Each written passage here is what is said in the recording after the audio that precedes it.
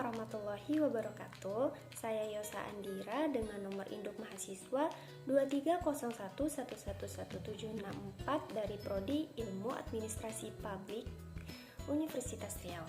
Baiklah, pada kesempatan kali ini saya akan meresensi sebuah jurnal yang berjudul State Bureaucracy in Indonesia and Its Reforms and Overview dengan penulis Nurdiana Gausi, Sultan, dan Muhammad Basri.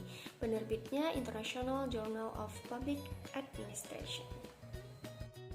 Nah, saya akan meresensi sinopsis, kelebihan, kekurangan, dan saran. Oke, yang pertama kita bahas bagian sinopsis. Jurnal ini mengkaji birokrasi negara di Indonesia dan berbagai reformasi yang telah dilaksanakan dengan fokus pada penerapan New Public Management atau NPM dalam konteks Indonesia. Penulis membahas bagaimana aspek sosiokultural, historis, dan ideologis yang khas mempengaruhi praktik administrasi publik di Indonesia. Jurnal ini juga mengeksplorasi dampak dari warisan kolonial Belanda dan kesinambungan patrimonialisme dalam struktur pemerintahan Indonesia, serta tantangan yang dihadapi dalam mengadopsi model birokrasi barat dalam konteks yang patrimonial dan otoritarian. Nah, selanjutnya kita masuk pada bagian kelebihan.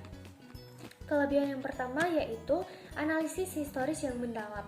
Jurnal ini menyediakan konteks historis yang komprehensif yang membantu pembaca memahami evolusi birokrasi Indonesia dari masa kolonial hingga saat ini. Yang kedua, kontekstualisasi teori NPM. Penulis secara efektif mengaitkan teori NPM dengan kondisi sosiokultural dan politik Indonesia dan menunjukkan pentingnya adaptasi lokal dalam reformasi administrasi publik. Selanjutnya, kelebihan yang ketiga yaitu pendekatan yang multidisiplin. Jurnal ini menggabungkan perspektif sejarah, sosiologi, dan ilmu politik sehingga memberikan analisis yang kaya dan beragam. Selanjutnya, kita akan membahas kekurangan yang terdapat pada jurnal ini. Yang pertama, kurangnya data empiris. Jurnal ini kurang fokus pada data empiris atau studi kasus spesifik yang menunjukkan dampak nyata dari reformasi birokrasi di Indonesia. Yang kedua, pendekatan yang terlalu teoritis. Beberapa bagian jurnal lebih banyak berfokus pada teori daripada praktik dan hasil konkret dari reformasi yang dibahas. Nah, yang terakhir, saran.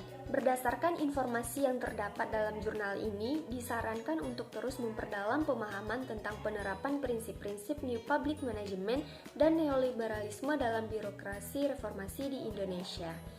Penting untuk terus menjaga perkembangan reformasi birokrasi tersebut, serta memastikan bahwa penerapan prinsip-prinsip manajemen kinerja, desentralisasi, otonomi, dan persaingan di sektor publik berjalan sesuai dengan tujuan untuk menciptakan birokrasi yang profesional, akuntabel, dan efektif.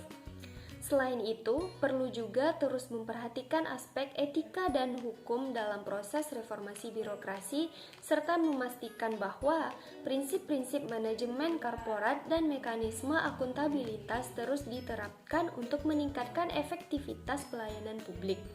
Proses reformasi birokrasi di Indonesia harus diarahkan untuk menciptakan birokrasi yang modern, efisien, dan responsif terhadap kebutuhan masyarakat dengan tetap mempertahankan standar etika yang tinggi dan kepatuhan terhadap hukum. Terima kasih. Saya Yosa Andira memohon maaf atas segala kekurangan. Wassalamualaikum warahmatullahi wabarakatuh. See you semuanya.